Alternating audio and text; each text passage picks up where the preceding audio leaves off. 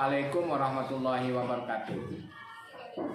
Anak-anak, apa kabarnya? Semoga kita semua selalu dalam keadaan sehat walafiat.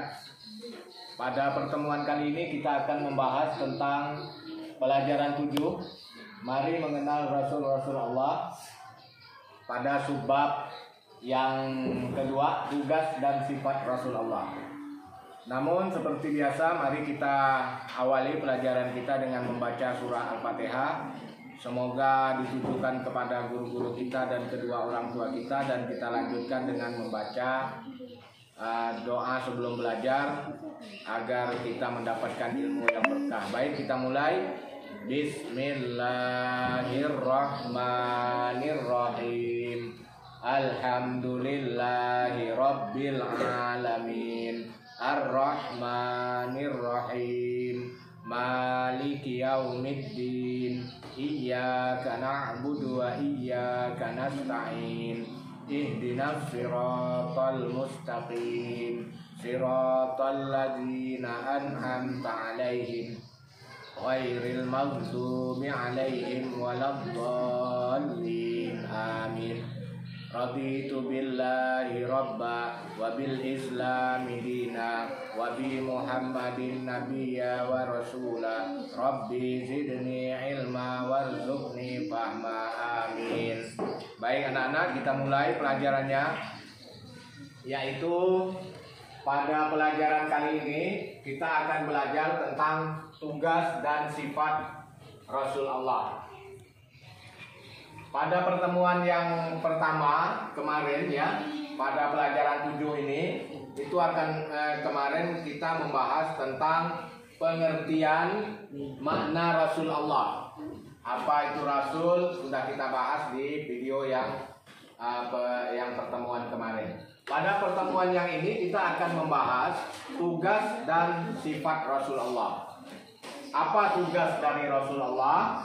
Tugas Rasul ini, Rasul Allah itu diutus ke dunia ini untuk membimbing umatnya ke jalan yang benar. Ya, jadi Allah sengaja mengutus seorang Rasul. Yang kita tahu Nabi dan Rasul itu ada 25, mulai dari Nabi Adam sampai Nabi yang terakhir, yaitu Nabi Muhammad SAW. Itu diutus oleh Allah untuk membimbing umatnya kepada jalan yang benar, agar umat manusia ini menjadi umat yang betul-betul sesuai dengan apa yang diberikan petunjuk oleh Allah Subhanahu wa Ta'ala, menjadi umat yang diinginkan oleh Allah, yaitu umat yang benar, benar-benar bisa berbakti, beribadah kepada sang penciptanya, yaitu Allah Subhanahu wa Ta'ala. Nah, itu tugas dari Rasul Allah. Kemudian sifat Rasul Allah ini ada 4, mulai dari Nabi Adam sampai Nabi Muhammad SAW. Sifatnya ada 4 ini yang diberikan oleh Allah Subhanahu wa Ta'ala. Yang pertama yaitu siddiq. Siddiq artinya jujur. Jadi Nabi, 25 Nabi dan Rasul, dan banyak dan ratusan Nabi yang tidak kita kenal namanya, yang wajib kita ketahui 25 Nabi dan Rasul, yaitu mulai dari Nabi Adam, Idris, Nuh, Hud, Soleh, dan seterusnya sampai Nabi Muhammad. Itu memiliki sifat yang namanya siddiq, yaitu artinya jujur.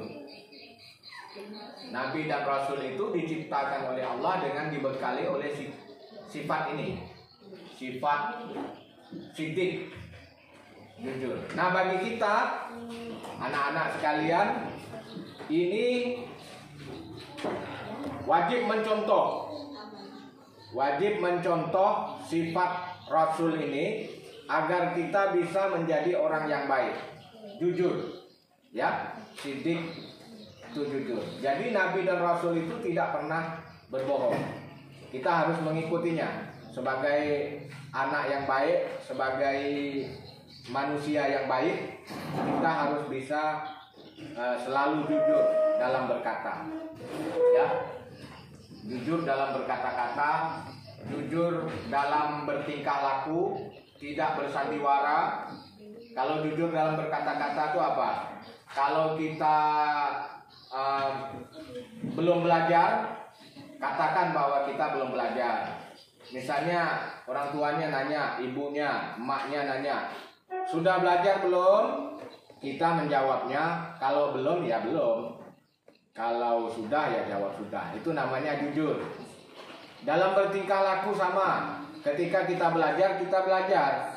Jangan disuruh belajar sama orang tuanya, membaca buku pelajaran agama, malah yang dibaca cerita-cerita komik misalnya. Itu namanya tingkah lakunya yang tidak jujur. Ya, kita harus mencontoh sifat siddiq ini dalam kehidupan kita sehari-hari. Yang kedua, sifat Rasul yaitu amanah. Amanah ini artinya dapat dipercaya. Nabi dan Rasul itu diberi oleh Allah sifat amanah, artinya dapat dipercaya.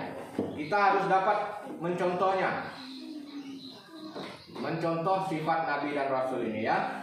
Kita harus bisa dipercaya. Apabila diberi tugas, harus dapat menyelesaikannya sehingga kita bisa dipercaya. Kalau dikasih tugas, kamu misalnya dikasih tugas, kamu minggu depan harus bisa hafal surat Al-Ma'un. Tetapi sekali pas minggu depan kamu jawab, kamu minggu depan harus hafal surat Al-Ma'un. Kamu menjawabnya, siap Pak. Tapi tahu-tahunya minggu depan tidak hafal. Nah, itu namanya tidak dapat dipercaya. Usahakan kalau kita sudah berkata siap, bisa, itu harus semampu-mampunya, sekuat tenaga kita usahakan agar kita bisa benar-benar hafal, bisa memenuhi apa yang kita katakan. Itu artinya kita dapat dipercaya. Sama juga dengan dalam kehidupan kita sehari-hari, misalnya dalam kehidupan kita sehari-hari, kamu diberi tugas sama orang tua agar menjaga rumah.